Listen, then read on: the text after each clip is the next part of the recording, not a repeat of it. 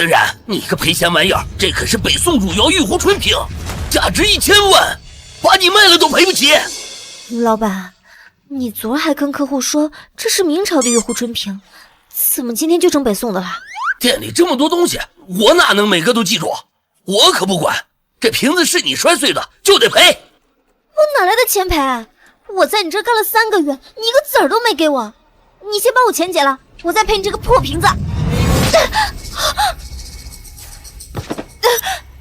还敢顶嘴！我告诉你，你要没钱赔，就给我干活赔钱。你什么时候赔够了，就什么时候滚蛋。什么玩意儿，还敢跟我顶嘴？我呢，现在出去一趟，回之前你要不把这儿给我弄得干干净净，哼，看我怎么收拾你！哼！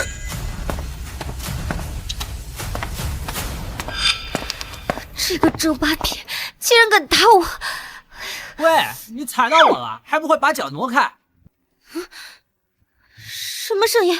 谁在说话？就是小爷我呀，都怪你！上周刚从窑里烧出来，想着被有钱人买走，过个好日子呢，这就被你摔碎了。我的妈呀！见鬼了！见鬼了！哎呦喂，你干什么呢？哈哈，玉壶春，没想到你也有今天。往那边去点，别把你的气泼我身上了。你不也是昨天刚出来的，身上的气也没干，我还没嫌你呢。我要回家，我才不是什么千丝楠木，就是一个普通药木而已。快放我回去！吵死了，还让不让人睡了？怎么回事？我怎么能突然听到这些文物说话了？这个玉佩在发光，难道是他给了我这神奇的能力？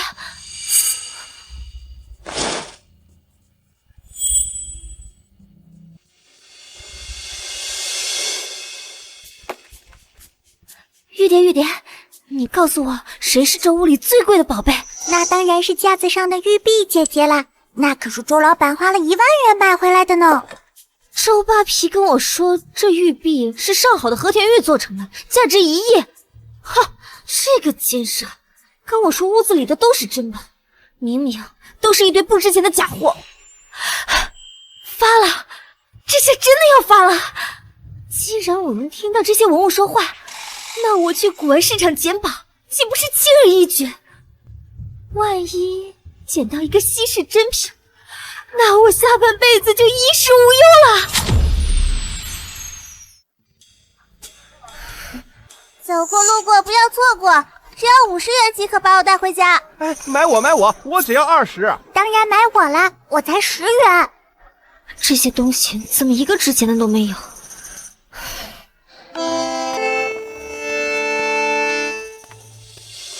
看什么看？我可值10万元，你买得起？春玉，看把你得意的，我可价值50万呢，都没你这么看不起人。终于看到一个有好东西的他了。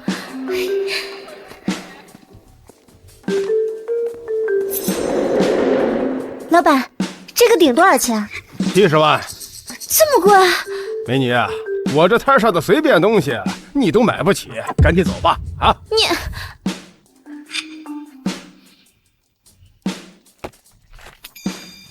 我全身上下就剩1000块了，确实什么也买不起。就算买得起，万一这些东西说的都是假的，那我岂不是要流落街头了？小姑娘别走啊！小姑娘把我带回去吧，我可价值300万呢。300万？那些呀是一些残次品，想要的话可以便宜卖给你。不能表现得太急切，不然这老板肯定会坐地起价，坑我一笔。姐姐，我只要10块钱，快把我带回家吧。这个梳子多少钱？这人看着不懂行，趁这个机会好好宰他一笔。1万！你都说是残次品了，还要我1万？这梳子呀是金丝楠木做的，本来呀是卖5万的，前段时间呀被我弄断了一个齿，所以呀才便宜卖给你的。1万块太贵了，便宜点吧。1000，你要的话你就拿走，不要就赶紧走，别耽误我做生意啊！奸商，10块钱生意卖我1000，1000可以，但我正好缺个镜子，你把这破铜镜送我，我就买你这梳子。这镜子是我前2天在旧货市场随手捡的，根本不值钱。这木梳子的成本也就几块钱，卖了1000，我可赚大发了。行吧，就当我揽个回头客了啊！你看扫码还是现金呢？扫码。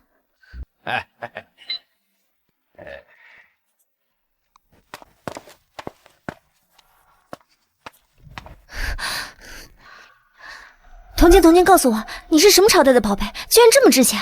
我是。你说什么？我怎么听不清你在说什么？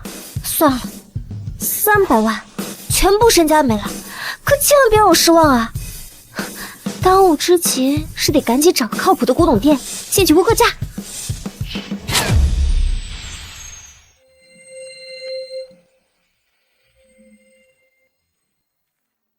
嗨，女娃娃，别看了，就买我吧，我可价值300万，把我买回去不吃亏的。别在那吹了，我可价值420万，比你值钱多了呢。当然买我了，我价值500万元。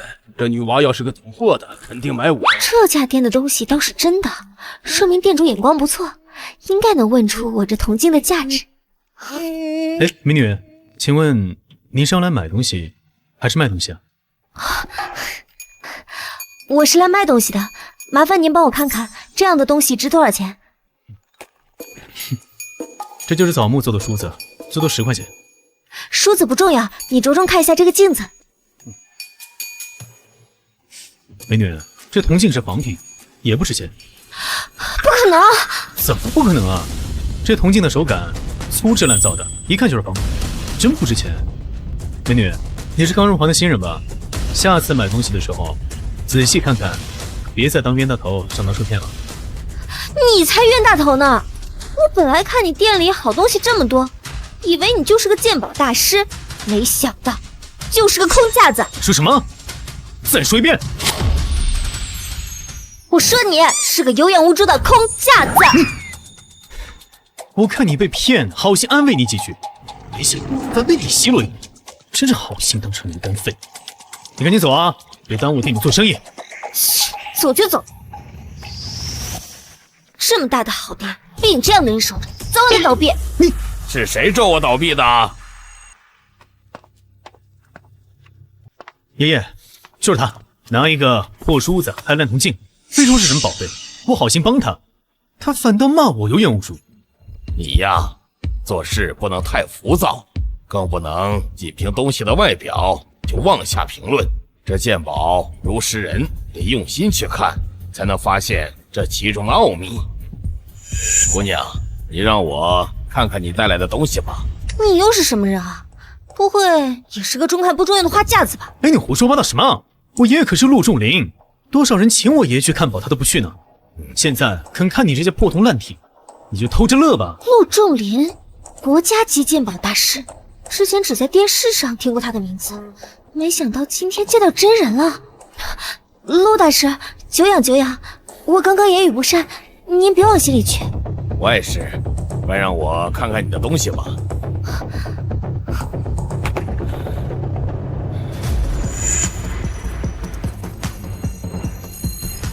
姑娘，你这东西从哪儿来的？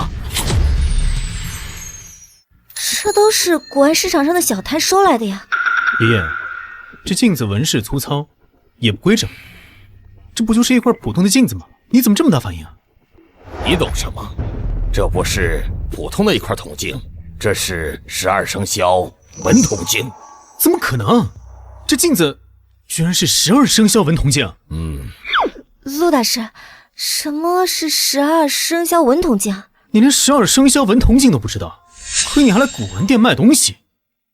小严，怎么跟客人说话呢？这12生肖文铜镜呢，最早生产于隋朝，一直延续到明清时期，是铜镜中最重要的品类之一。一般铜镜背面会有12生肖纹样，要不环绕排列，要不分区域布局。不过这铜镜年代久远，又沾了灰，所以看起来模糊点。没错，这12生肖文铜镜寓意吉祥，历来受藏家追捧，现有的不少都收藏在各大博物馆中，私人手中能见到的少之又少。没想到还有这样的一枚流落在外。从它的铜质上来看，是隋朝特有的青铜配比，做工也是隋代铜镜的典型风格。纹饰古朴大气，布局疏朗有致，只是品相不算完美，但好在年代久远，品类珍稀。姑娘，你这枚铜镜现在的市场价是至少300万。竟然真的值300万！看来之前那些古玩说的都是真的。多谢陆大师指点，要不是你，我就真成冤大头了。姑娘好眼力，能在小摊上找到这样的宝贝，实属难得。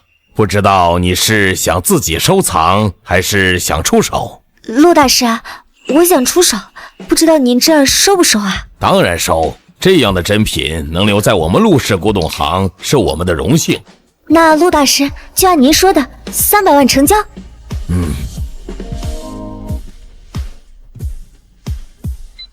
预收款到账300元，10、100、1000万，发了，真的发了！不就是瞎猫碰见死耗子捡了个漏吗？有什么好得意的？那又怎样？运气也是实力的一部分。你捡个漏给我看看。不过就你这眼光，连12生肖纹铜镜都认不出来，就算真的宝贝摆在你面前，也得被你当成破铜烂铁，还是别出来丢人现眼了。你是小陈口舌之快，有本事跟我比一场。比什么？就比鉴宝。10分钟内，咱们各自在店里找一件宝贝，让爷爷当裁判，看谁的价值更高。你要是输了，就把刚才赢的300万送给我。那要是你输了呢？我要是输了，我给你翻倍，600万，怎么样？敢不敢赌？有什么不敢的？比就比。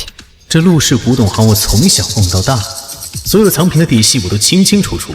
10分钟内找件值钱的宝贝简直轻轻松松。他就是个刚入行的新手，根本不可能在短时间内找出什么真品。我赢定了。反正我能听见这些古玩的声音，别说10分钟，就算1分钟，我也能精准锁定高价藏品。这场比试简直就是稳赢啊！既然你们都有兴致，那我就来做这个裁判。10分钟倒计时，现在开始。我记得这里摆着几件年代久远的玉器，价格不菲。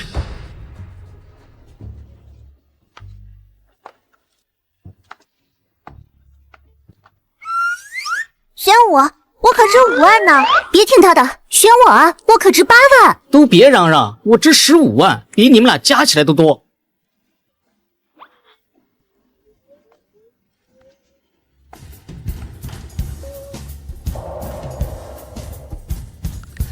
就你了。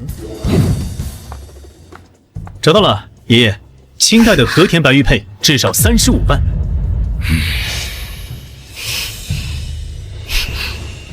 闷死我了！快把我救出来！我可是价值500万的金简。这花瓶里面有金简？他那些都是残次品，全是假货，根本不值钱。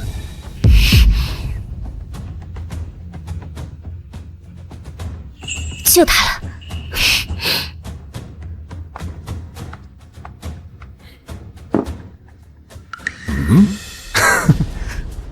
你不会以为这古董越大越值钱吧？你这个花式暗沉，纹饰粗糙，一看就是仿品，假的不能再假了。我这个可是正经的老物件儿，质地温润，花式工整，至少值35万。你这瓶子吧，也就是个几十块，跟我的玉佩比啊，差着10万8千里呢。姑娘，小妍说的不错，你还是再选选吧。谁说我要拿这个花瓶跟你比了？那你把它带过来干什么？陆大师，他刚刚说这个花瓶不值钱，能不能送给我啊？当然可以。你到底想干什么？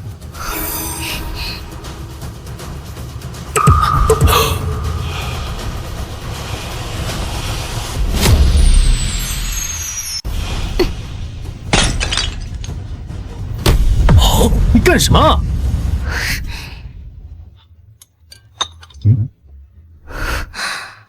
终于被救出来了！我可是价值500万的金简，他们居然把我和垃圾放在一起，真是岂有此理！果然藏有宝贝。陆大师，你快来看看这个。这是什么？怎么会被藏在瓶子里啊？这文字笔画规整，气韵古朴，是唐代的篆书风格。这是武则天的除罪金简，在《资治通鉴·唐纪》中明确记载过。武则天晚年心怀愧疚，为忏悔一生罪孽，特派使臣前往嵩山峻吉峰投下赎罪金简，以求上天宽恕。什么？这等国宝，岂容你能触碰？哎，小冉，你可知这金简的来历？它上面记录的正是武则天对自己一生功过的忏悔，是研究唐代历史和武则天生平的绝佳实物证据，是真正的国之瑰宝。从金质纯度、铭文风格、制作工艺来看，这确实是真品，而且保存得如此完好，市场价值至少500万。500万！看来这场比试是我赢了。没想到我家的古董行里竟然藏着如此重磅的宝贝，更没想到居然被他从一个不起眼的仿品花瓶里找出来。小野，现在你明白了吧？鉴宝最忌浮躁和主观臆断，你只看花瓶表面就断定是仿品，却忽略了里面的玄机，这就是你和这位姑娘的差距。既然这金简的价值已经确定了，那按照之前的赌局履行约定吧。赌约是你们定下的，自然算数。小妍，愿赌服输。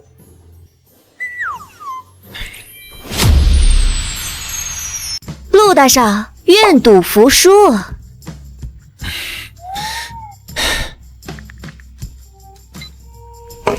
收款到账600万元，加上之前卖铜镜的300万，短短时间内，我的账户余额已经飙升到900万，900万了！我做梦都不敢想，有一天居然能赚这么多钱。姑娘，你叫什么名字？陆大师，我叫秦冉。小小年纪不仅有这样的状态，眼力和见识更是远超同龄人。这武则天的除罪金简藏在这不起眼的仿品花瓶中，连我都未曾察觉，你却能精准找到，实在难得。多谢陆大师夸奖，都是因为那个碎片，我才能听见这些文物说话的，要不然我也发现不了这个金简。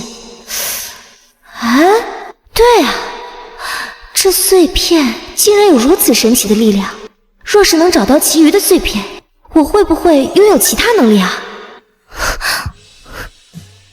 陆大师，这个玉佩碎片有几块找不到了，您见多识广，能不能帮我看看这个玉佩碎片啊？这碎片的材质很特殊，它既不是常见的和田玉翡翠，也不是普通的秀玉独山玉，它的质地温润细腻，隐隐透着奇异的光泽，纹路也颇为古朴，不像是现代工艺所能打造出来的。一时之间，我也认不出它的来历。这个玉佩我好像从哪里见过。你见过？前几个月，我跟爷爷去参加王林老先生的品鉴会，在他家里好像有一个类似的碎片。当时他被放到了一个酒盒里，我就扫了一眼，只记得这纹路有点像，但是不确定是不是这款。王林老先生，那个著名的古董收藏家，你快帮我问问，如果他真的有这个碎片，我愿意重金购买。我凭什么帮你问？你刚才赢了我600万，现在还让我帮你跑腿啊？你这孩子，要不是小冉，这金简早被你当垃圾清出去了。咱们陆氏古董行可错失一件国宝，人家帮你这么大的忙，让你打个电话问问，怎么了？好，我现在就打。小冉呐，你年纪轻轻，眼力和见识都远超同龄人。你今年多大了？身边有没有合适的小伙子？陆大师，您别打趣我了，我还差得远呢。啊，我今年23，暂时没考虑到这件事儿。哎，不要叫什么大师，你要是不嫌弃，就叫我一声陆爷爷吧。以后在我们行里遇到什么难处，或是想找人讨教鉴宝的门道，你尽管来找我，别跟爷爷客气。我这孙子叫陆岩，比你大2岁，今年25，做事情毛毛躁躁的。你灵通又勤勉，跟他正好互补。有时间了帮我提点提点他。你们年轻人脾气相近，一定比跟我这个老头子聊得来。怎么样？王老爷子说他确实有一个这样的碎片。真的？你别高兴太早。他说他也不知道这碎片的来历，所以他不准备卖。啊！但是他还说，只要你帮他办一件事，他分文不取，还把这玉佩送给你。什么事？具体没说什么事儿，他只要你现在过去一趟，他要当面跟你讲。那怎么赶紧走啊？对，你快陪小冉过去，难得王老头这么大方，去晚了怕他反悔。爷爷，我还在店里看店呢。有我在，用得着你看店？王老头那人是出了名的难搞，你陪小冉过去，免得被王老头刁难。行，真是上辈的欠你。走，陆爷爷，那我们就先走了。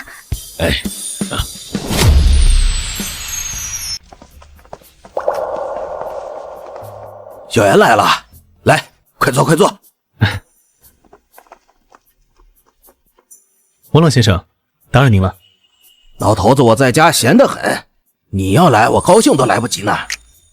就是这位姑娘想买这玉佩碎片吧？王老先生你好，我叫秦冉。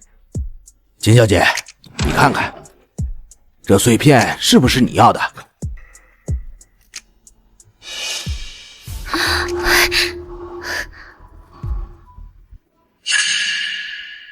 就是他。王老先生，您刚刚说的事情是什么？只要我能做到，一定尽力。看样子你确实需要这个碎片，既然如此，我也不绕弯子了。老头子我前几天得到3个宣德炉，这3个宣德炉里呢，只有1个是明代宣德年间真品，其余2个都是仿品。我给你半个小时时间，你如果准确的找出真品，这枚玉佩碎片就归你，分文不取。王老先生，宣德炉可是出了名的难辨，您也不能为难人吧？没问题，用不了半个小时，给我5秒就行。你疯了！宣德炉根本就没有官方标准器，形制、铜制、款式全是靠旧藏记载和文书对比。就算是我爷爷这种鉴宝大师，也很难在半小时之内辨出哪个是真品。你个刚入行的呆瓜，半个月都不一定看出来，还5秒呢！你想不想要玉佩了？就5秒钟，如果我认不出来，立马就走，绝不逗留。秦小姐好大的口气，你只要在5秒内辨出真品，那真品我一并给你。王老先生，他这人吧，脑子不太好使，说的话不能当真，而且他才刚入行，要辨认宣德炉还是有些困难的。就是因为难才有意思。秦小姐既然敢说5秒钟确认出真品，自然是有真本事的，我相信。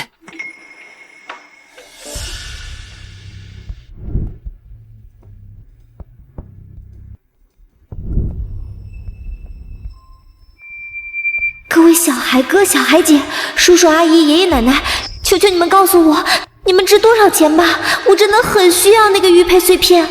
看你态度还不错，那我们就告诉你吧，我1万，我值10万，老头子我价值1000万。这个是真的。你这一看就是仿品。你看这个，铜质温润，款式规整，手感都不一样，这个才是真品。秦小姐，你再仔细斟酌斟酌，一旦选错，这碎片就归我继续收藏了。我虽然看不懂什么铜质款式，但是选贵的准没错，就选这个。哎呀，完了，你这样胡来，我们就要被赶出去了。早知道不带你来了。哈，小姑娘好眼力，没想到你年纪轻轻，眼光如此毒辣，还真有点本事。王老先生，您这是什么意思啊？您是说他选对了？这个真的是真品？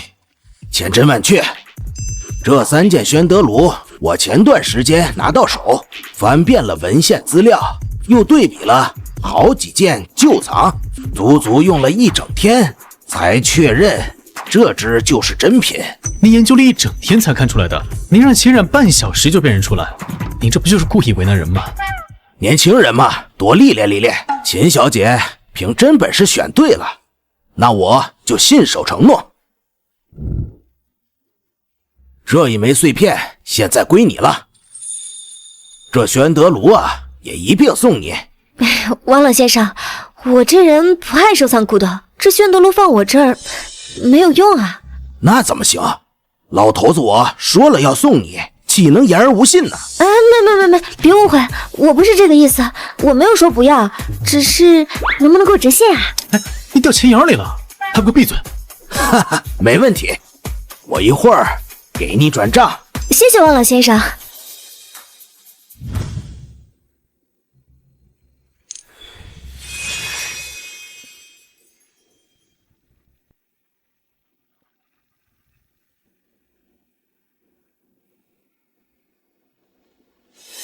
我现在不仅能听到文物说话，还能看到它的来历和制作工艺呢。既然碎片已经给你了，那可否给我讲一讲，你是怎么认出它是正品？秦小姐，秦小姐，哎，发什么呆啊？王伯伯跟你讲话呢。难道只有我一个人能看见这玉佩发出的星光？你有没有看到什么奇怪的光？什么光？哎呀，你先别管这个。王伯伯问你怎么看出真品的。果然只有我能看见。王老先生，这3个炉看似相似，实则差异很大。这个炉子虽然表面破旧，但是铜质不纯，里面掺了过量的铅锌，导致手感厚重干涩。而且款式大明宣德年制，字体呆板，这明显是现代仿品的特征，市场价最多1万。这个应该是清代中期的高仿，比这个早期仿品强一些，但是掺锡过量，所以导致色泽不均暗沉，纹饰线条不够流畅，缺少明代宣德炉的古朴气韵，市场价10万左右。而这个真品采用的是明代宣德年间风靡的风墨铜制作而成，铜质纯净温润，上手手感重却不压手。这个炉子的款式是楷书阴刻，字体苍劲有力，笔锋转折自然，再加上包浆是天然形成，细腻醇厚，这正是明代宣德炉的特征，价值足足1000万。好，说得好，小姑娘年纪轻轻，不仅眼力毒辣，还能把其中的门道说得如此透彻，前途无量啊！王老先生，您过奖了，我就是碰巧运气好，能分辨他们的差异而已。您要是之前问我，我肯定说猜的，但现在我连物品的来历和特征都能看透，说这些自然信手拈来。王老先生，既然我解答了您的疑惑，不知道您是否能告诉我这枚玉佩碎片您是从哪获得的？我想集齐其他碎片。这碎片是我前段时间到一个古董店买东西，老板随手送我的。我看那玉质特殊，纹路古朴，不像凡物，我就收下了，也没多想。古董店？那您还记得那家店叫什么名字吗？方便告诉我吗？名字好像叫周氏古董店，具体位置记不太清了。老板呢是一个姓周的男人，名字叫什么来着？周强啊，对，是周强。姑娘，你怎么知道？不瞒您说，这个周氏古董店是我之前打工的地方，这个周强就是我的老板。还有这种缘分呢？我和周强还算有一点交情。既然你要寻找剩下的碎片，我可以帮你问问。不必了，我还是亲自走一趟吧，毕竟他还欠我3个月的工钱没给。我跟你去吧，我爷爷说了，让我好好谢谢你。周强可是古玩界出了名的无赖，要是我没跟你去，你受欺负了，我爷爷肯定骂我办事不力。那就谢谢你啦。好，有小妍陪你，我就放心了。哎，等等，小姑娘，你年纪轻轻，竟然有如此的鉴宝天赋，前途不可限量啊！以后古董界遇到什么难题，或者想要交流鉴宝心得，随时可以来找我。那就谢谢王老先生啦。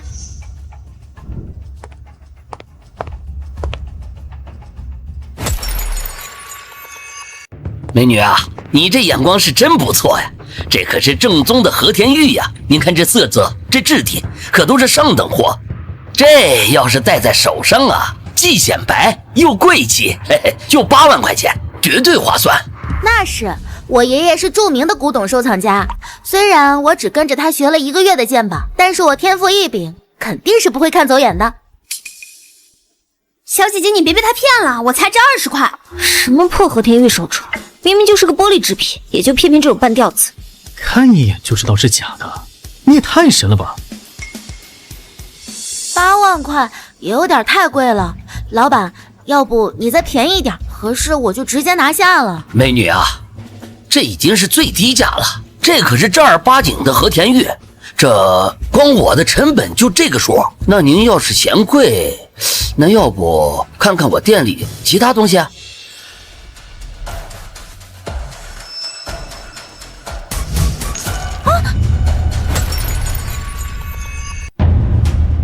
这不是我弄掉的，就是你摔碎了我的和田玉手镯，价值80万，1分都不能少，赶紧赔钱！80万，刚才说是8万，现在怎么又变80万了？而且是你自己不小心弄掉的，这根本就跟我没关系，你这分明就是讹人！你别想抵赖，我告诉你，这可是我刚收的和田玉真品，今天你要不赔钱，就别想踏出这间门。秦冉，你跑哪去了？擅自离职这么久，我店里东西少了，谁的责任？不过呢，我现在没时间和你理论，一边待着去，别耽误我聊正事儿。我刚才看得清清楚楚，明明就是你自己没接吻才摔的镯子，跟人家小姑娘没关系。就是你有什么证据吗？我说了是他的错，就是他的错。今天他要是不赔钱，别想离开这儿。你这是在敲诈！你敢这么跟我说话，小心我辞退你！哎，周老板，做事要讲良心，要不然很容易把古文圈的名声给搞坏了。陆公子，我看你呢是陆仲林大师的孙子，我可不想跟你撕破脸。哦，但今天这小姑娘可摔碎了我价值80万的手镯，必须赔钱。周强，你少信口雌黄了，你这镯子成本最多20块，居然敢说它价值80万？你胡说八道什么啊？这可是正宗的和田玉，就是这个价格。再说了，你个小姑娘懂什么鉴宝？陆少爷，咱们古玩行呢有古玩行的规矩，货不离手，谁摔碎了就得谁赔。如果你执意要为这小姑娘出头的话，那只能报警，让警察来给我评评理。周强，你少在这里信口雌黄。它的断口处，玻璃特有的贝壳纹状清清楚楚。它要真是和田玉，那它应该是颗粒状的。还有这味道，明显是人工做就的化学颜料味道。要真是和田玉，怎么可能有这种味道？你胡说八道什么呢你？不止这桌子，你这店里所有的东西都是假的。那个破瓶子，釉色浮叶，花纹呆板，顶多是现代工厂的仿制品，价值最多50块。还有那个破木盒子，你给我吹什么金丝楠木？上面的花纹明显是人工做成的，用的还是柚子木，成本最多20块。还有那副黄公望真戒，明显就是伪造产品，刷了一层做旧包浆，一文不值。你给我闭嘴！今天的事儿，要么道歉放人家小姑娘走，要么我就出去嚷嚷，让所有街坊邻居们还有路过的顾客都知道，你用个20块的镯子讹顾客，而且店里的还都是假货。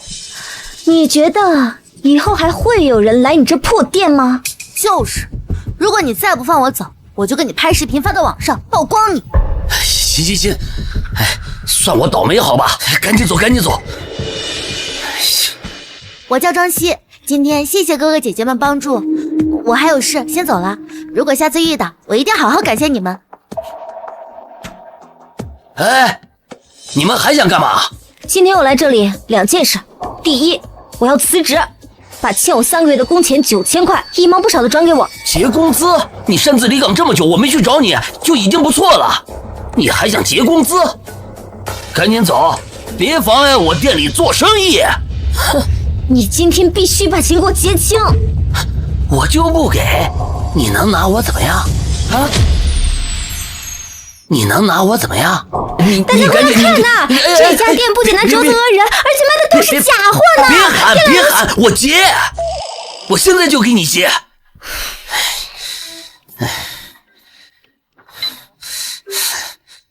9000块转过去了。哼，我还有一件事。王林老先生喜欢这块玉佩碎片，托我来买。剩下的碎片在哪里？你认识王玲？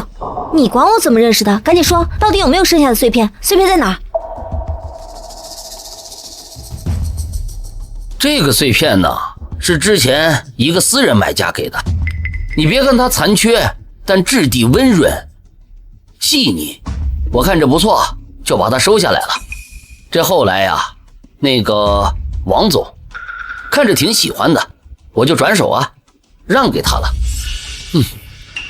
什么私人买家？你还记得他长什么样子不？那我怎么还能记得是谁啊？那都好几年前的事情了。哎呀，你们赶紧走吧，别在这儿影响妨碍我做生意了，好吧？走就走，谁稀罕了你这破店啊？秦然，别生气了，不就是一枚碎片吗？肯定能找到的，说不定它被遗忘在哪个角落，或者被哪个收藏家意外收走了，肯定有线索的。说的倒是轻松，可是哪有那么容易啊？对了，明天城南有一场大型的古董交流会，到时候古董界的鉴宝大师和专家都会聚集在那儿，分享自己最近收来的宝贝。可以把你这个玉佩带到里面，说不定能查出线索呢。真的吗？交流会具体在哪举行？明天几点啊？就在城南的宴会厅，到时候我叫上你一起去，帮你一起看一下。太好了，真的太谢谢你了，陆言。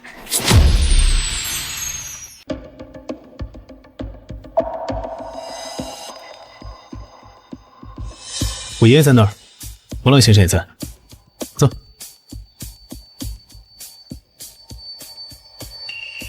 陆爷爷，王老先生，你们在看什么宝贝啊？这么热闹。小姑娘，你也来了。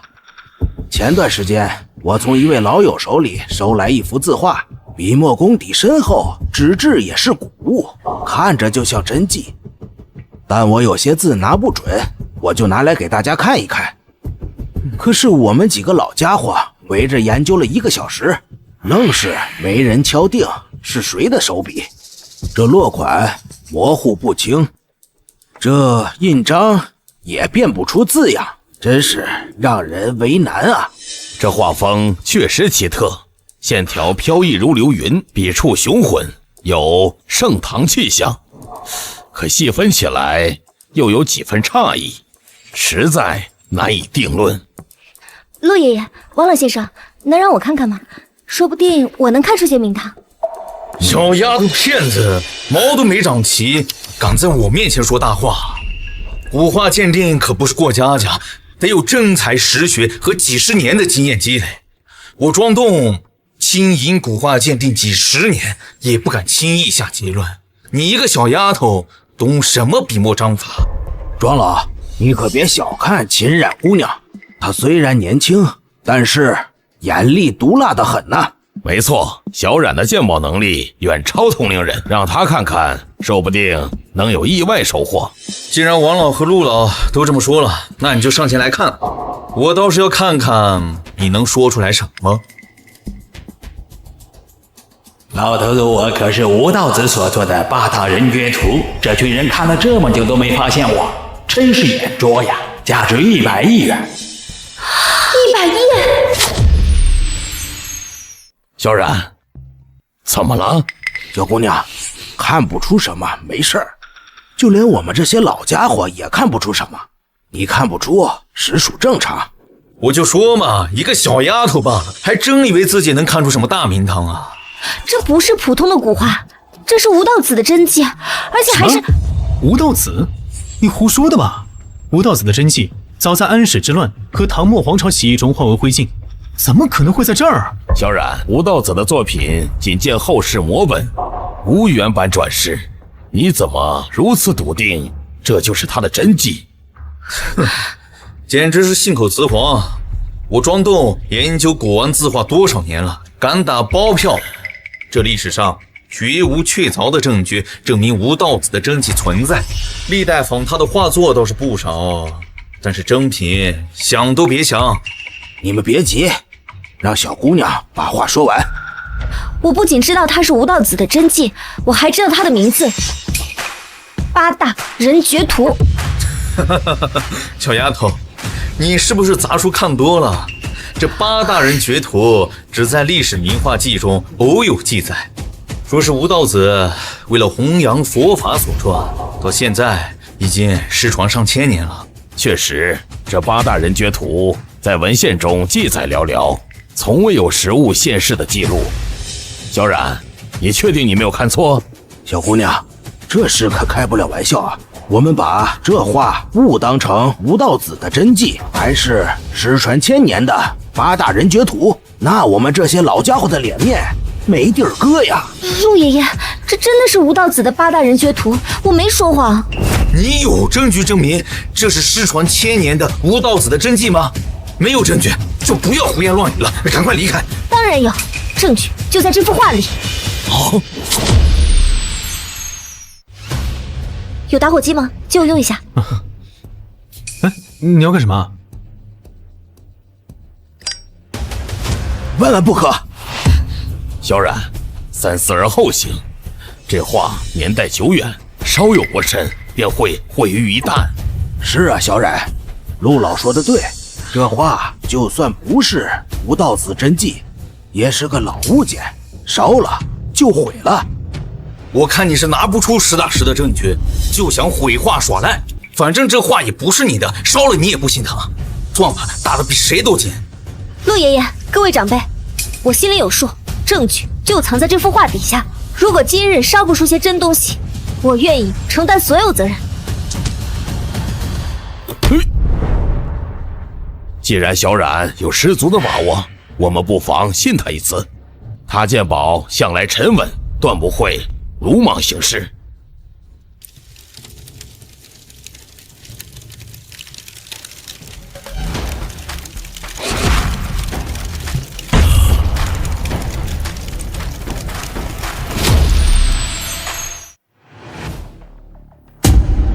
这是，底下竟然还有一幅画！不可能，这怎么还有一幅画？我刚才看了半天，也没有发现有什么痕迹啊。这上面的表层是后世临摹的赝品，用来掩人耳目；底层才是画圣吴道子的真迹八大名绝图。你们看这儿，虽然有颜色的遮盖，但是依然能清晰地看到吴道子三个字的篆书轮廓，还有这处的暗印正是他的私印。画家吴氏，这些篆体还有布局，都是后世模仿不来的。不错，和史书记载的一模一样，分毫不差。不能单凭一方印就定论。我研究吴道子字画多少年，我相信这世上绝对没有真迹存在。庄老弟，这纸是唐代特有的麻纸，墨是松烟老墨，再加上独一份的笔法、落款和印章，哪儿还有假？40年，这吴道子的真迹已经摆在我的面前，我竟然认不出，还被这小姑娘给上了一课。以后我还哪里有脸在古董界立足啊？他确实很厉害，就算我能发现这幅画是伪造的，但是我绝对不能发现这里面居然还有一幅真迹。你还好意思说？你看小冉敢想敢做，眼力和见识都要强你好多，你要好好跟人家学习。知道了，爷爷。没想到我王林有生之年还能收藏到吴道子的真迹，这多亏了小冉，要是没有你，这国宝恐怕永远被伪作掩藏，而我这辈子也被蒙在鼓里。王老言重了，我就是碰巧运气好，发现了其中的关卡而已。哎，你要干什么？哎，庄老，您不能因为秦冉先发现了真迹，您就不满吧？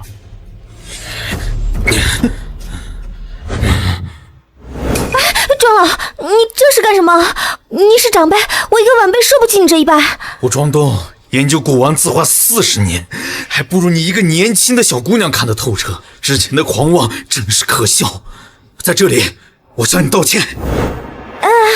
庄老，您言重了。鉴宝之路学无止境，您在这行深耕多年，我还有很多问题要向您请教。好了，我这话研究明白了。刚刚我们的交流会继续进行吧。还有谁有什么宝贝可以拿出来让大家看看？我带了一个东西，今天想请大家帮我看看。小冉，这不就是当初你给我看的那枚吗？怎么还没找到其余的碎片？没错，我自己找了好一阵子，始终没有找到最后那枚碎片的痕迹，所以今天借着交流会，想请各位前辈帮我打听一下看看。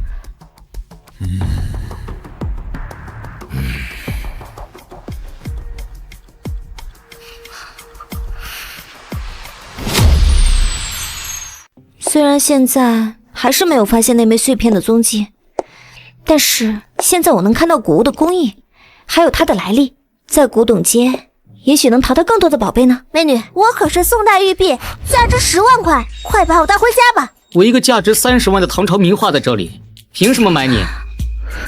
我可是价值60万的西晋铜鎏金带扣，当然买我了。哟，这不是上次花1000块钱买我的烂梳子和破铜镜的冤大头吗？居然还敢来，看来是没吃过亏呀。嘿嘿嘿。老板，你上次卖的那些残次品还有吗？让我再看看。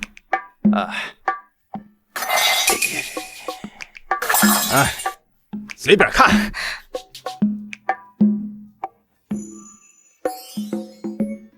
姐姐，我很便宜的，才50元，快帮我买回去吧。我也很便宜的，我才40元，经济又实惠，买我吧。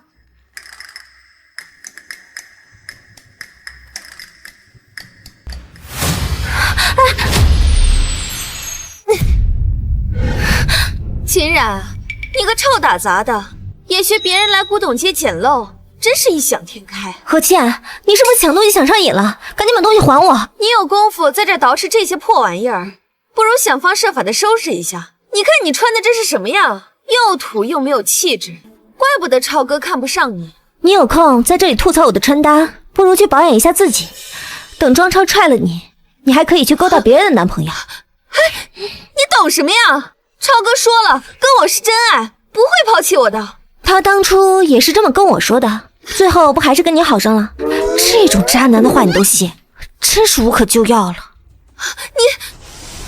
超哥，我也是看在跟他有一点交情的份上，想关心一下他，没想到他竟然这么说你，还不领情。千冉，倩倩可不像你一样古板又不去，我可舍不得离开她。倒是你，说话在这夹枪带棒的，你心里是不是还有我？也对，我爷爷可是庄栋，国宝级的鉴宝大师，有他坐镇，我庄家早就成为古董行业里的巨头。我作为庄家唯一的大少爷，又有家世，又有背景，你对我余情未了啊，也情有可原。不过，你要是肯跪下来求我，我倒是可以给你一个提鞋的机会。庄栋，不就是在交流会上的庄老先生吗？没想到他是庄超的爷爷。这怎么离开我之后，就开始捡这种垃圾玩意儿来打发时间？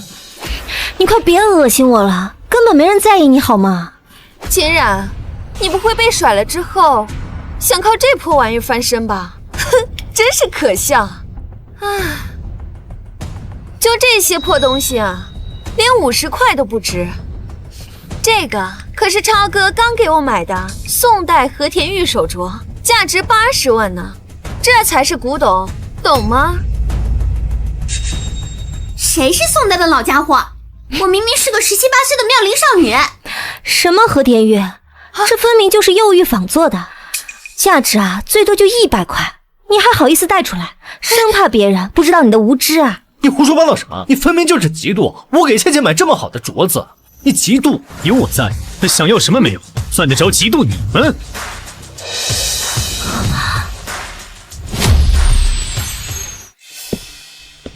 千冉，行啊你，刚跟我分开没多久，转身就勾搭了陆家的少爷。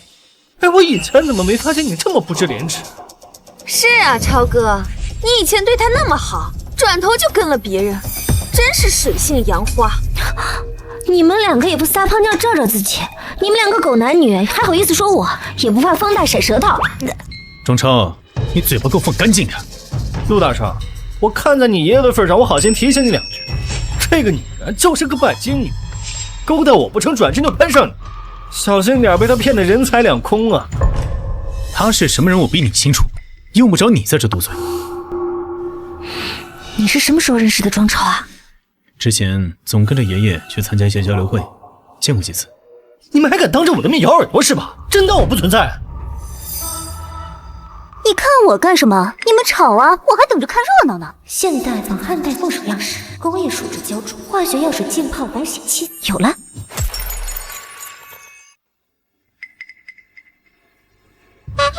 宝宝，我喜欢这个簪子。刚刚老板跟我说啊，这可是汉代的老物件，玉质通透，雕工还好，价值啊整整50万呢。宝宝，我好喜欢，你给我买好不好？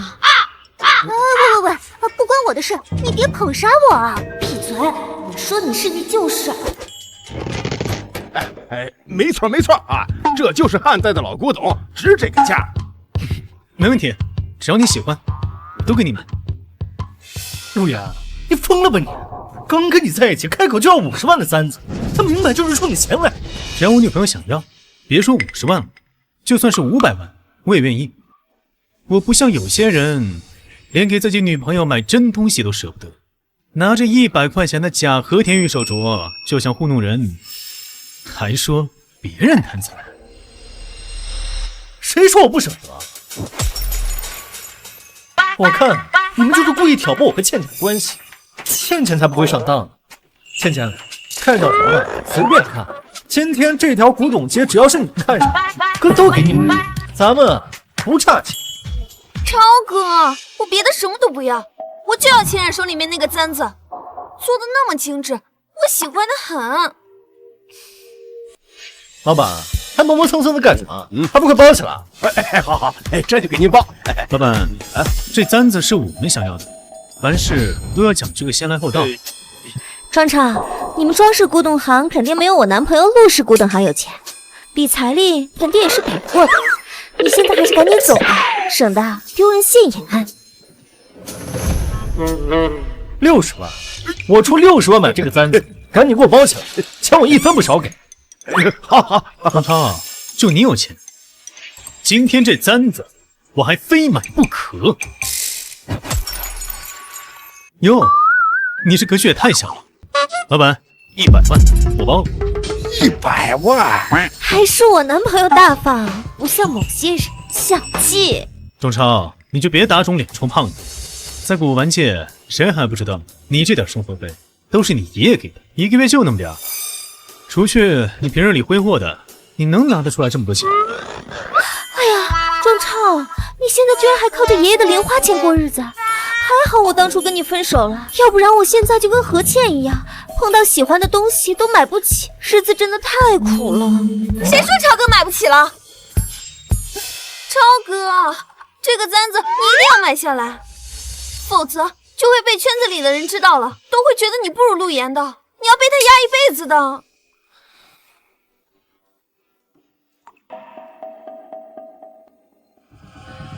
200万，我这个簪子要定了。宝宝，200万我还真拿不起，要不咱们下次再买，我给你挑一个更稀罕的。哼，真舍不得。哎呀，刚才是谁拍着胸脯说非买这簪子不可？现在不还是让给我了？老板还愣着干什么？赶紧给我包起来！200万，好，我这就给您包啊！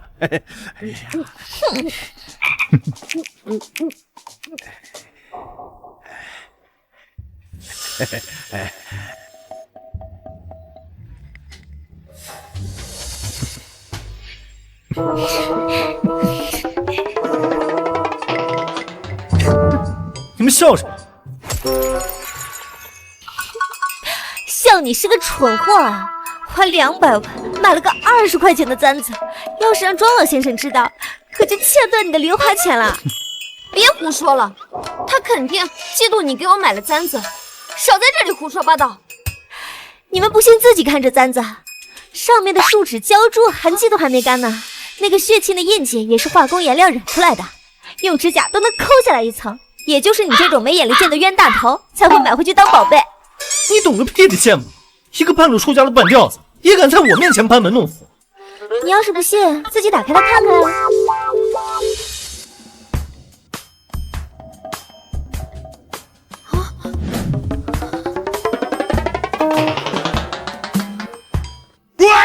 欣然，你们两个合起伙来骗我，故意激我买这个假货是吧？庄超，动手之前要想清楚，在古玩街敢动我陆家的人，你担得起这个后果吗？超哥，这里人多口杂的，这事传到你爷耳朵里就惨了。咱们走吧，别跟他们一般见识。好，你们两个给我等着，这事儿没完。等等，等等！碎片居然在何倩手里，这可是最后一块了，无论如何都得想办法拿到手。这个呀，是超哥给我买的限量款包包，价值80万。怎么，你嫉妒了？庄超，你刚刚不是说我不懂鉴宝吗？敢不敢跟我比一场？你还想耍什么花招？别以为骗了我一次就能故技重施了。就赌一次鉴宝而已，不敢吗？我挺喜欢这个包的，就用它当赌注。如果我输了，我就拿300万把你那个簪子买回来，全当跟你赔礼道歉。但如果我赢了，包得归我。你一个臭打工的，哪来这么多钱？你管我哪来这么多钱？敢不敢赌吧？超哥，秦然刚刚就是走了股屎运，才看出来那个簪子是假的。你赢他还不是轻轻松松？好，赌就赌，不过我有一个条件。什么条件？这是咱们两个人的赌局，他不能帮你，你只能自己找，自己判断。如果有人偷偷给你打暗号，就算你输。没问题，但是比什么？我说了算。你说吧，想怎么比？3小时内，在这个古玩街上各自找一件仿品，比谁找的仿品价值高，谁就赢。秦然，你脑子进水了吧？鉴宝比的都是找真品，哪有找仿品的道理？仿品也分3、6、9等，现在普通仿品也就值几十块，但若是清代、明代的，价值在几万甚至几十万。仿品也是有门道的，你要是不敢，现在认输还来得及。不就是找仿品吗？别说10分钟，5分钟我就能给你找出来。输的人可不许耍赖。超哥从小在古董堆里长大，什么高仿没有见识过？鉴宝的能力能甩你18条街。你这明摆着送300万给我们，我们不收，岂不是辜负了你的心意啊？那就看谁笑到最后。开始吧。陈然，你就等着把这300万双手奉上吧。5分钟之内，我让你知道什么叫做专业。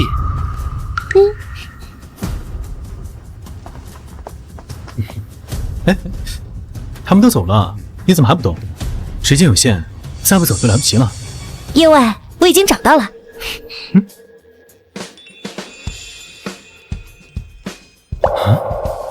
小姑娘好眼光，我虽然是仿制品，可我是明代仿制的歌谣8方高足杯，价值100万元呢。你说什么？这杯子的棱面歪歪扭扭，有些地方还被磨了边儿，竹节高足的位置也糊成一片儿，一看就是粗制滥造的破烂儿。别闹了，咱们赶紧去别处看一下，说不定有明代或清代的高仿，总比这破杯子强。嘿，你这臭小子，说谁粗制滥造呢？不用了，就它了。老板，这个多少钱？美女啊，你是陆大少的朋友，这个杯子送你了，不要钱。那就谢谢老板了。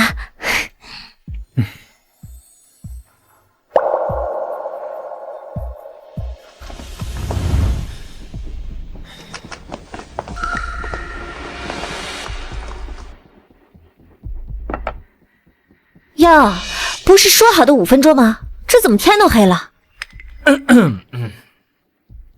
嘿嘿，秦然，这就是你找的东西，一个破杯子而已，丢在大街上都没人要的玩意儿，你也好意思拿来凑数啊？我以为找了什么值钱的东西，原来就是个破炉子。冉冉，你不会觉得自己要输了，就随便从垃圾桶里面翻出来一个垃圾来糊弄我们吧？我这瓶子可是清朝高仿的康熙清华缠枝莲瓶，这胎色浓艳泛青，这缠枝莲纹啊，做工多精湛，笔法多流畅，至少值15万。再说你那个小破杯子，顶多50块钱，连我这瓶子的零头都达不到，你也好意思拿出来丢人现眼？这场赌局我赢定了。蠢货，老板说什么你都信？我不过是个普通陶土烧制的花瓶，才值100元，你被骗了。你这个瓶子看着确实挺唬人的，但可惜只是现代小作坊的粗制膏仿，釉色还是化学染料染的，泛着贼光。莲花缠枝纹线条坚硬呆板，就连漆画的晕散都是人为点的，顶多100块。而我这个小炉子是明代官窑仿宋歌窑的精品，釉面是天然开片的金枝缠纹，四方器形规整，竹节高，衔接紧密，就连胎质都是明代风靡的糯米胎，足足100万。胡说八道！我这瓶子可是花大价钱从一个老收藏家里买来的，怎么可能就只值100块？还有，你敢说你这个小破杯子值100万？谁能替你证明？老头子，我能证明。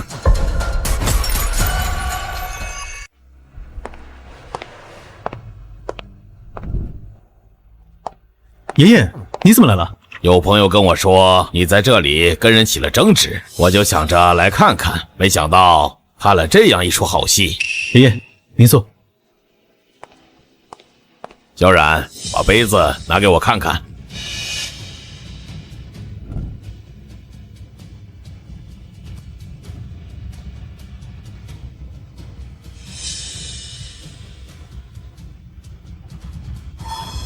这个确实是明代官窑仿宋的歌釉八方高足杯，藏品工艺精湛，市场价值确实在100万上下。这杯子极其罕见，小冉能否给我老头子一个机会，把这宝贝卖给我？当然可以。至于这个花瓶，就是个化学釉料上色的仿品，连100块都不值。庄小子，我这老头子在古董行里混了几十年，说话还有些分量。我说这杯子是真品，你认不认？你老说话，我自然认。这个老头子是谁啊？凭什么他说什么就是什么？闭嘴！你懂什么？陆氏古董行是行业龙头，我们家还有好几个合作想跟陆氏谈，而这位就是陆家的老爷子。愿赌服输，该兑现承诺了吧？把包给我。超哥，给他。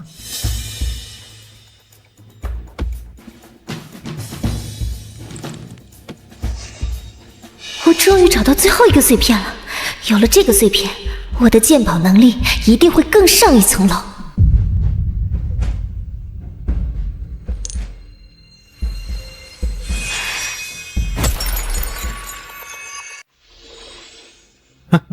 千然，你怎么了？是不是眼睛不舒服？小冉，要是疼得厉害，咱就去医院检查，别硬撑。行了，别装了，你不就是想跟我们炫耀一下陆家有多珍视你吗？不知道这陆家一老一少怎么被你哄骗？这次算我想瞧他了，咱们走。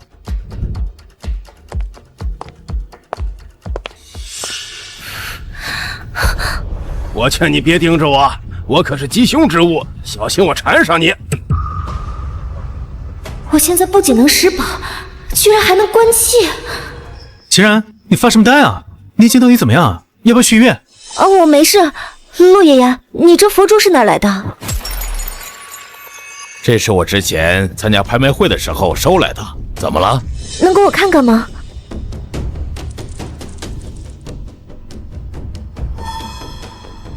陆爷爷，这佛珠来路不正，是古代丧仪所用的供奉珠，会招引鬼魂，消耗人的阳气。我建议您还是最好不要再戴了。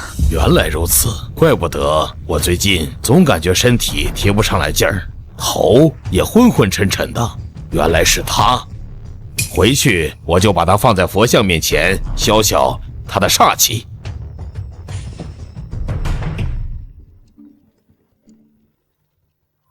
陆老，您现在忙吗？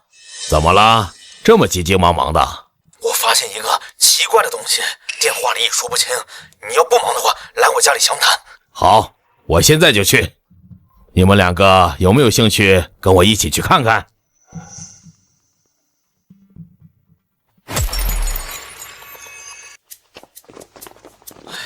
陆老，总算把你盼来了。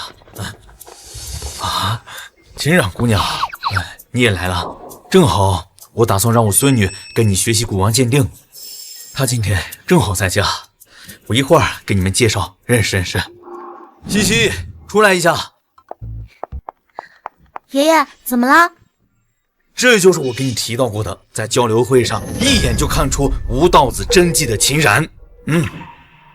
你以后啊，跟这位姐姐好好学学，别像你哥一样，天天不学无术。爷爷，我都跟你说过好多次了，不要把我和庄超混为一谈。我和他又不是一个妈生的，他一个不学无术的私生子，跟我有什么关系？我还是很优秀的。客人还在，你说这些干什么？陆老，让您见怪了，我这孙女让我给宠坏了，说话没有约束。哎，我爷爷说的竟然是你，好巧。你是？你不记得我了吗？那天在古董店，你帮过我。这不是我弄掉的，就是你，摔碎了我的和田玉手镯，价值80万，1分都不能少，赶紧赔钱。我叫庄西，今天谢谢哥哥姐姐们帮助，我有点事儿我就先走了。如果下次遇到你们，我一定好好感谢你们。原来你叫庄西，真的是好巧啊！你竟然是庄老的孙女啊！你们两个认识？爷爷，之前我去古董店买东西，被老板给讹上了。要不是秦然姐姐出手相助，我可就有大麻烦了。无巧不成书啊！唉，真是一段非凡的缘分啊！好了好了，几个小家伙一会儿再叙旧。庄老弟，在电话里说的神神秘秘的，到底是什么宝贝？赶紧拿出来，让我们开开眼呐！我研究字画多少年，但是对古董文玩知之甚少。这次请陆老来，就是让您帮我长长眼。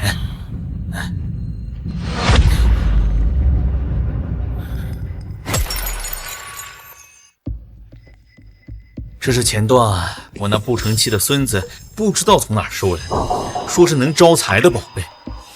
我研究了好几天，愣是看不出这是哪位财神，但我看他的材质和工艺绝非凡品，就把他暂时留了下来。老夫乃财神妙少司，你竟敢用这种眼神看着我！大凶，清代小叶黄杨木雕，包浆温润成蜜蜡色，沾染偏财戾气，明供一招投机之物，暗光可见偏财力。这神像冒着一股诡异的黑色，就算他是个偏财神，也不该带着这么重的戾气。难道这神像里暗藏玄机？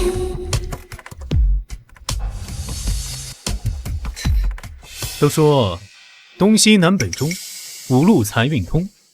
东路比干，西路关公，南路柴荣，北路赵公明，还有这中路文翰。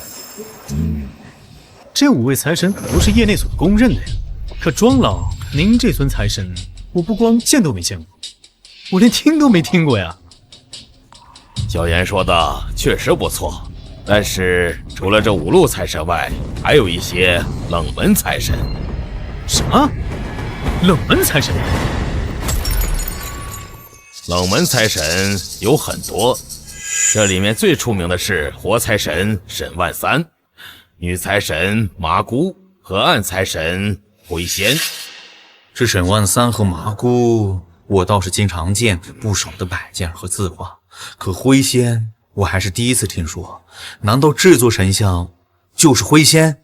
也不是，因为所谓灰仙其实就是老鼠。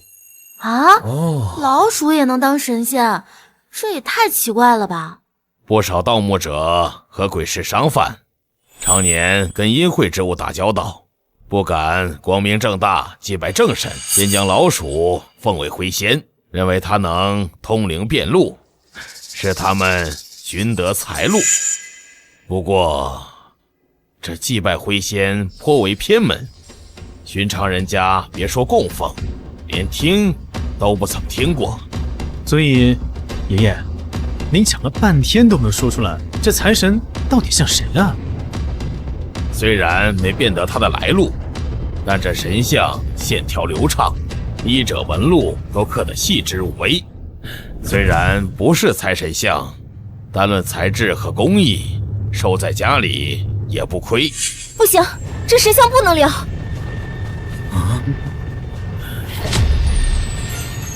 小冉，你怎么如此激动？难道这神像有什么不对劲儿吗？这神像是历世仙官姚少司，并非普通财神。姚少司，在古籍中见过零星记载。小冉，你能说说这仙官的来历吗？姚少司的确是财神，却是主导赌运和投机直道的邪财神。他的供奉多来自于赌场、当铺，还有一些灰色地带的古玩当铺。明的供奉极易招惹投机取巧的灾祸，就算暗供能带来一时的偏财运，可是那股财运带来的戾气极易侵蚀人的心智和运势。这东西也太邪门了吧！庄超这么不靠谱，什么东西都往家里带。爷爷，你快把它扔了吧！这毕竟是做工精湛的老物件，就这样丢弃了，实在可惜。就像你说的，我把它藏在暗格里暗供，这样就可以了吧？不行。为什么不行？等一下，因为这个贱女人不想让咱们庄家发大财。你这小子怎么不说话呢？秦冉是我请来的客人，赶快道歉。爷爷，你别被她给骗了，这个女人就是嫉妒我之前把她给甩了，所以才见不得咱们庄家好。还有这神像，那是我费尽心思淘来的宝贝招财神，她却说是什么邪财神。我看她就是想让咱们庄家把这好宝贝给扔了。我有没有在危言耸听，你心知肚明。这财神你从哪儿淘来的？恐怕不是什么正规渠道吧？你在这里胡说八道什么？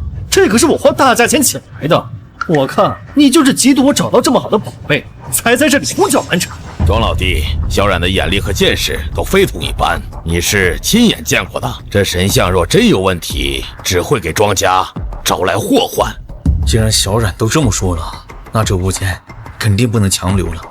那他在家里已经待了这么长时间，他所带来的戾气该怎么化解呢？化解之法我暂时不知，但是当务之急是千万别再让他留在家里了。而且我能感受到它上面的戾气很重，说不定里面藏了其他什么别的东西，甚至可能被人做过手脚，用来承载不该有的阴煞之气。你撞上你了是吧？啊，你刚才在古董街走了狗屎运才认出那个杯子，怎么真把自己当根葱了？就你这三脚猫的功夫，也敢在我爷爷面前班门弄斧，真是可笑。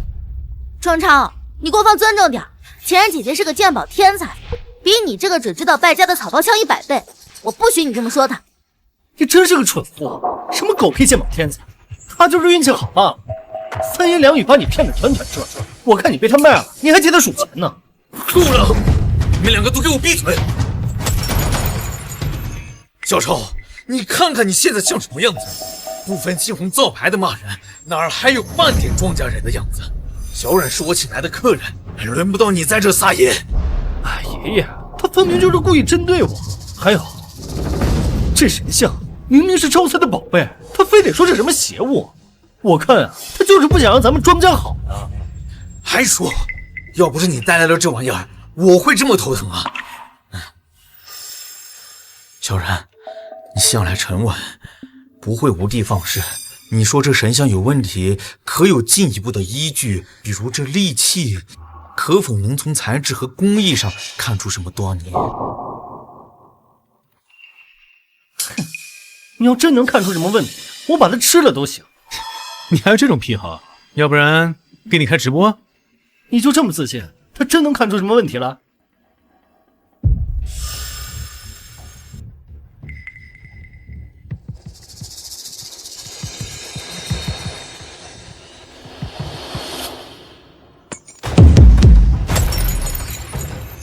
这里面居然有个钉子！哎，别碰！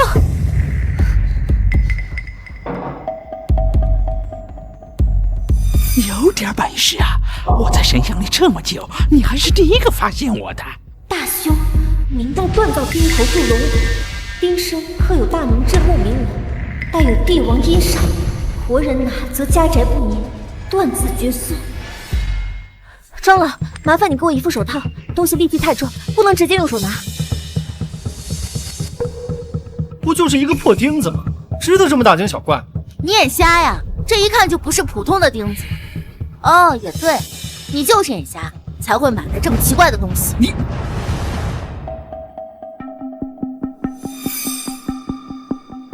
这是个什么东西啊？怎么会藏在神像里？这钉子做工材质都不一般，上面的铭文看起来是明代特有的篆书风格。小冉，这到底是什么？镇魂钉。镇魂钉？我只在古籍残卷里见过记载，说是镇魂钉是用于镇压陵墓中陪葬者魂魄的法器，竟真的存在。普通的镇魂钉多为民间所有，材料多为铁器，煞气有限。但这枚不一样，这枚是帝王专用的镇魂器，专门用来承载帝王陵的阴煞之气。所谓帝王陵规模宏大，陪葬者众多，这根钉子上面承载的阴煞之气有上百个怨灵，把它当作财神请回家，无疑是把一座阴煞之源请回家。那它和神像放在一起，那不就是把邪气带回家门了吗？难怪我最近睡觉总是睡不安稳。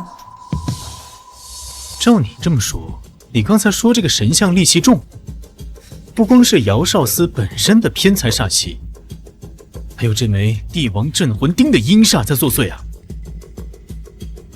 正是，两者相遇，煞气翻倍。若是再供奉些时日，恐怕庄家会接连遭遇祸事，轻则破财消灾，重则家宅不宁，性命危矣。逆子，你给我跪下！逆子，你给我跪下！爷爷，我真不知道这里面有这种东西啊！我要是早知道的话，打死我也不敢把它带回家呀！要不是小冉发现这神像的异常，咱们庄家早就大祸临头了。你给我老实说，你这玩意儿是从哪儿买来的？我就是从古董店里买来的，谁知道那老板坑我，买过这种鬼东西啊！还不说实话，这种邪财神，哪个正规古董店会公然售卖？爷爷，我看他是不见棺材不落泪，闯的这么大祸还敢狡辩。要不就请家法，好好抽他几个鞭子，看他说不说实话。别，我都说。这神像确实不是从正经古董店里买来的，是我从黑市上淘来的。我平时怎么教你的？在黑市上鱼龙混杂，都是盗墓贼和文物贩子的聚集地。那里的东西要么是见不得光的赃物，要么是沾满戾气的凶物。我3令5申的不让你碰，你把我的话当成耳旁风，你是嫌庄家过得太安稳了吗？爷爷，我当时就是看他材质细腻，又是老物件，那老板还得胸脯跟我说这是招财的宝贝。我一时之间鬼迷心窍，想着捡个漏，在您面前露个脸，我才花大价钱把他请回家的。谁知道这里面藏着这么邪门的东西啊！你一句没想到，差点害死咱全家。爷爷，你消消气，注意身体。今天的事儿，我必须给你个教训。从今天起，你不准再插手庄氏古董行的任何事情，把你的股份也全部转给西西，零花钱也给你停掉，省得你拿家里的钱再去买这些玩意儿，祸害全家。不要啊，爷爷，您就原谅我这一次吧，我以后一定擦亮眼睛，再也不把这种东西带回家了。再说了，我可是您唯一的孙子，您可不能把我的股份都给庄西西这个小丫头骗子呀！西西比你懂事，也比你有鉴宝的天赋，我把古董行转给他，我也放心呐。自作孽不可活，你就认命吧。陆老，家门不幸，让您看笑话了。外事，小孩子不懂事，教育教育就好了，别气坏了身子。小冉啊，真是多亏了你了，要不是你火眼金睛看出这神像有镇魂钉的凶险，我们庄家就万劫不复了。小超今天对你多有得罪，我等下一定要替你好好教训他。长老客气了，这些都是我该做的，您千万别放在心上。就是这神像和镇魂钉不能继续待在家里了，也不要随便处置，一定要妥善处理。我明白了，我一会儿就让西西把他们送往郊区的清净寺庙，让高僧诵经祈福，妥善安放，绝不敢放在家中惹祸。这样处置最好。那时候也不早了，我们就先走了。既然张老的事情解决了，你就陪我去个地方吧。去哪儿？去了你就知道了。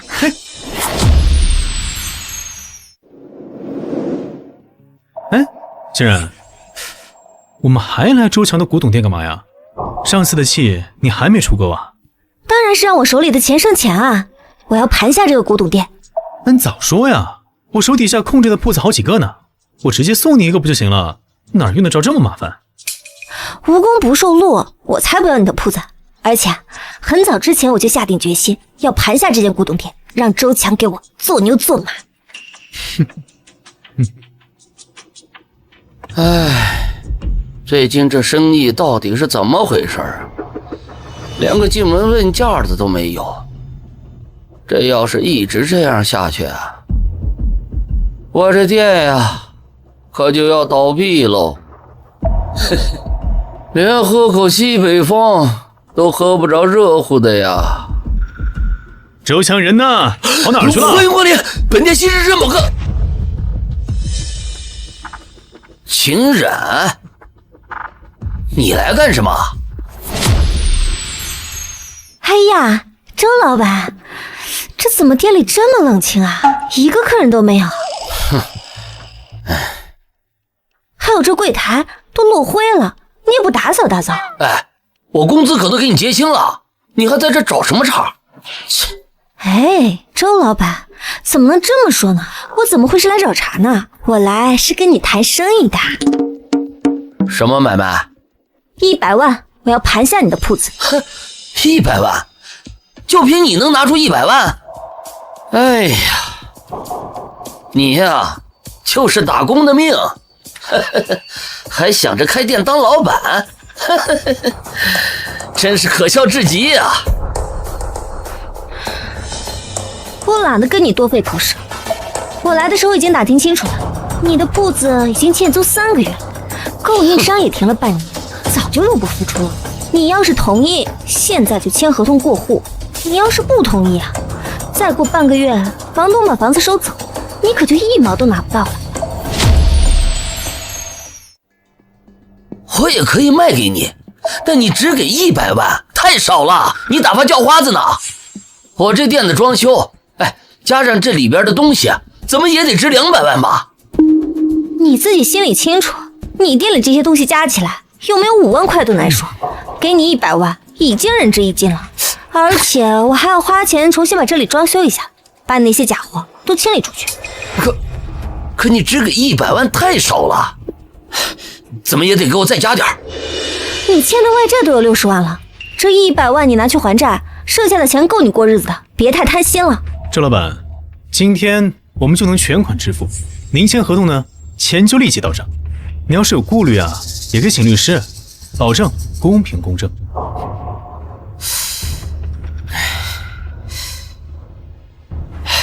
150万，否则免谈。我周强在这地界混了这么多年，总能找到买得起我这店的人。你应该知道我陆家在古文圈的地位吧？只要我女朋友想要的店，谁敢跟我抢？你们这是强买强卖！我今天还就强买强卖了，你能拿我怎么样？行行行，100万，就100万。哼，哎，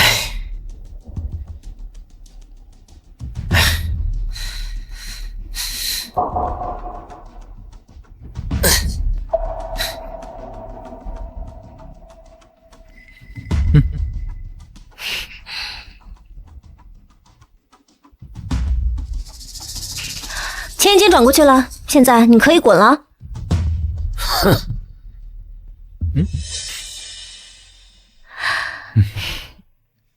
从今天开始，这家店就是我的了。我要重新装修，把里面摆满珍品，打造成全城最靠谱、最有名的古董行。那请问秦老板，你这新店开业需不需要一个老板娘？你看我怎么样？陆氏古董行的大少爷来给我当老板娘，我求之不得。